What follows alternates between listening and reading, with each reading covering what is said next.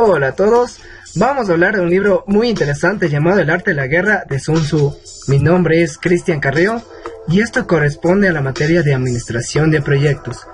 Vamos a hablar de un resumen reseñando capítulo por capítulo de este libro tan interesante como es El arte de la guerra de Sun Tzu. Así que empecemos. Introducción. En este libro del arte de la guerra de Sun Tzu nos muestra una obra inteligente y la frescura de los ensayos de Sun Tzu. En ella Sun Tzu explica al detalle los preparativos previos a la guerra, estrategias de engaño, disposición de las tropas en el campo de batalla, armamentos necesarios, carros de combate, etc. Como para poder llegar a vencer al enemigo sin tener que desempeñarse al enfrentamiento cara a cara, simplemente imponiendo una moral dominante, infundiendo al miedo al enemigo para así lograr el planteamiento central del libro: poder vencer sin llegar a la batalla.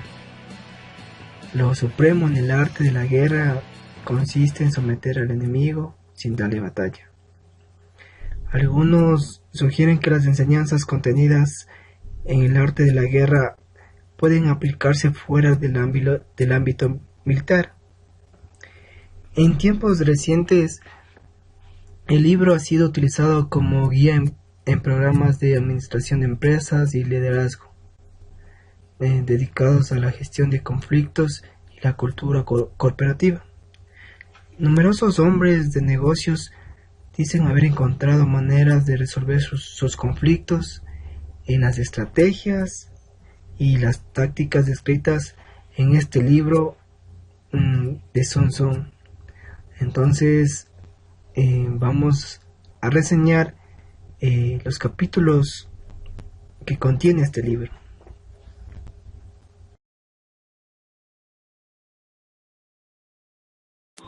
A continuación, la descripción del capítulo 1 del arte de la guerra de Sun Tzu. En el capítulo 1 nos habla sobre la evaluación al enemigo. El general Sun Tzu menciona 5 factores fundamentales. El primero de estos factores es la doctrina, que significa aquello que hace que el pueblo esté en armonía con su gobernante, de modo que le siga donde sea, sin temer por sus vidas ni a correr cualquier peligro. En el segundo factor nos indica el tiempo, que significa el yin y el yang, es decir, la noche y el día, el frío y el calor, días despejados o lluviosos, es decir, nos habla sobre el cambio de las estaciones.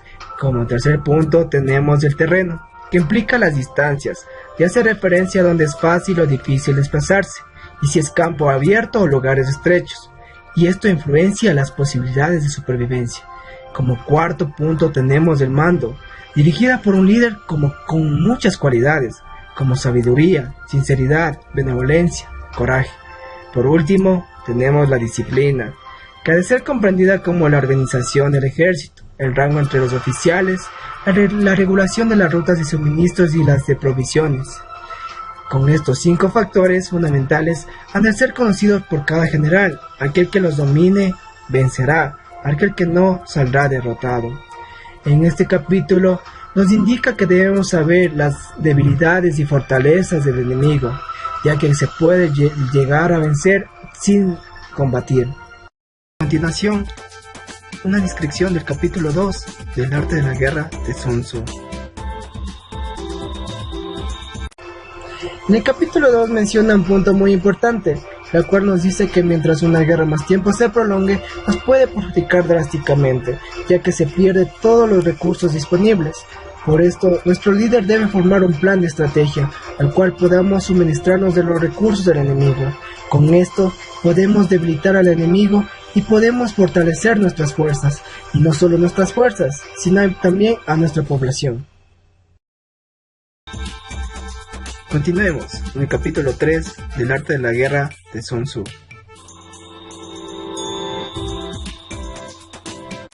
En el capítulo 3, Sun Tzu considera que la mejor política en la guerra es tomar intacto a un estado. Arruinarlo no es una buena política. Hay que destruir sus alianzas, atacar su ejército sin atacar las ciudades, a menos que no quede alternativa. Lo ideal es someter un ejército sin liberar combate. Nunca se debe atacar por cólera y con prisas. Es aconsejable tomarse tiempo en la planificación y coordinación del plan. Capítulo 4 del arte de la guerra de Sun Tzu. Comencemos. Continuando, en el capítulo 4 nos habla de la posibilidad de ser invencible a base de la defensa y en el ataque por medio de estrategias. Nos menciona que el experto en defensa se oculta bien y el experto en ataque se mueve como si volara. Ambos son capaces de protegerse. Un ejército victorioso gana primero y entabla la batalla después. Un ejército derrotado lucha primero e intenta obtener la victoria después. Capítulo 5 del arte de la guerra de Sun Tzu.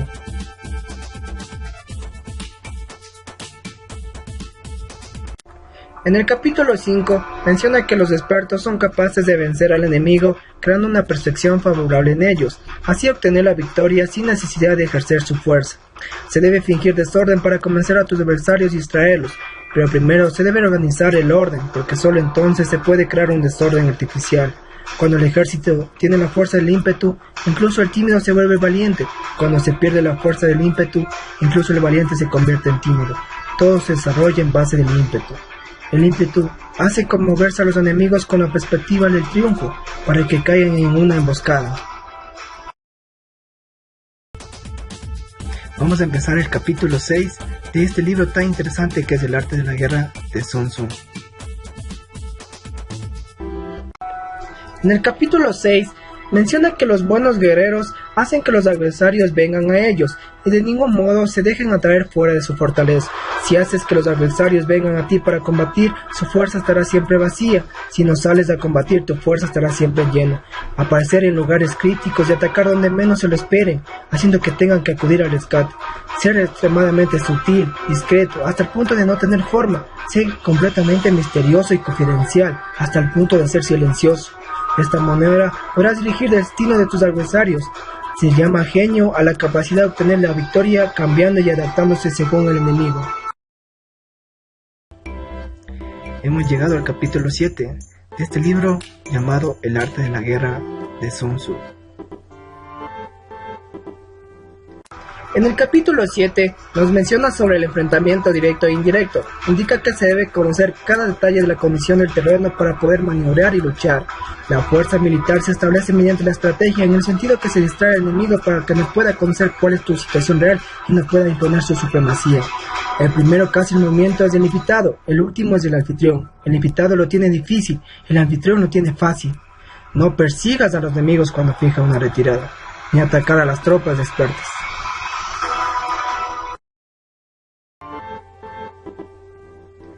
Continuemos. Capítulo 8 del arte de la guerra de Sun Tzu. En el capítulo 8 indica que los generales deben conocer las variables posibles para aprovecharse del terreno, ya que con ello saben cómo manejar su ejército. Indica que una persona inteligente siempre incluye el analizar objetivamente el beneficio y el daño. Cuando considera el beneficio, su acción se expande. Cuando considera el daño, sus problemas pueden resolverse. Los buenos generales se comprometen hasta la muerte, pero no se aferran a la esperanza de sobrevivir. Actúan de acuerdo con los acontecimientos, de forma racional y realista, sin dejarse llevar por las emociones. Capítulo 9 del arte de la guerra de Sun Tzu. Continuando, en el capítulo 9 nos menciona que las maniobras militares son el resultado de los planes y las estrategias. Se debe combatir desde arriba hacia abajo, aprovechando el terreno y no al revés. Nos indica que no debemos confiar en el enemigo, aunque presente propuestas de tregua. Siempre está planeando algo detrás de eso. Por esto, si el enemigo viene con palabras humildes, se debe enviar espías para observar al enemigo, ya que puede tramar algo. Se debe dar las órdenes de manera clara, sencilla y consecuente a las tropas. Esto generará confianza al grupo. Capítulo 10 del arte de la guerra de Sun Tzu. Veamos qué nos dice. Continuemos. En el capítulo 10 nos menciona que para poder vencer al enemigo Todo el manual militar debe tener una sola intención. Todas las fuerzas militares deben cooperar. Cuando las leyes de la guerra señalan una victoria segura, es claramente apropiado entablar batalla, incluso si el gobierno ha dado la orden de no atacar.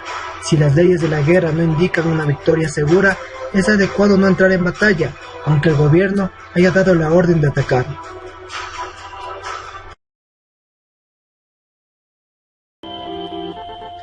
Capítulo 11 del arte de la guerra de Sun Tzu. Así que veamos qué hay. Continuando, en el capítulo 11 menciona que la rapidez de acción es el factor esencial de la condición de la fuerza militar, aprovechándose de los errores de los adversarios, desplazándose por caminos que no esperan y atacando cuando no están en guardia. En una invasión, menciona por regla general que cuando más se adentran los invasores en el territorio ajeno, más fuerte se hace, hasta el punto de que el gobierno nativo no puede ya expulsarlos. Emplear a los soldados solo en combatir, sin comunicarles la estrategia, dejarles conocer los beneficios que les esperan, pero no hablarles de los daños potenciales. Si la verdad se filtra, tu estrategia puede hundirse. Si los soldados empiezan a preocuparse, se volverán vacilantes y temerosos. Capítulo 12 del arte de la guerra de Sun Tzu.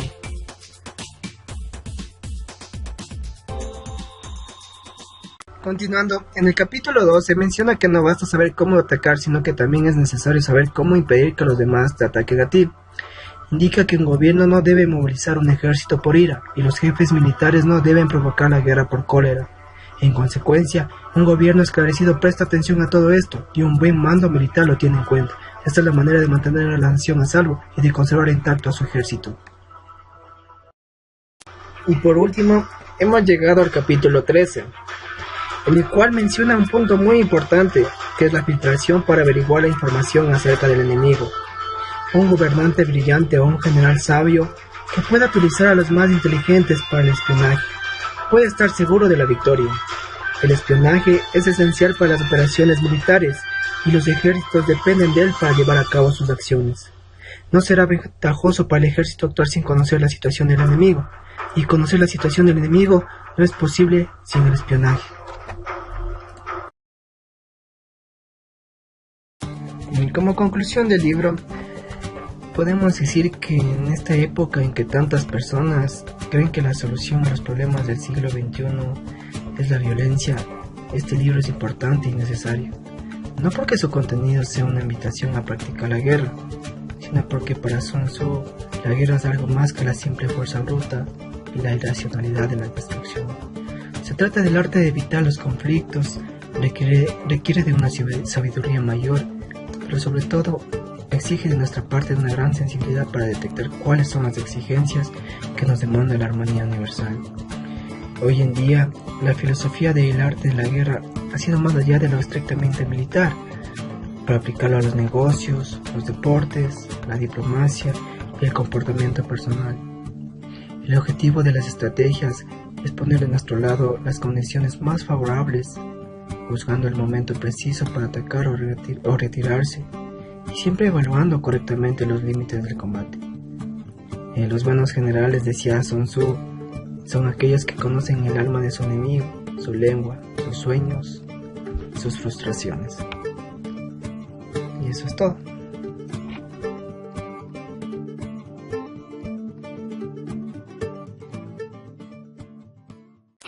Y bueno, hemos concluido con nuestro libro El arte de la guerra de Sun Tzu.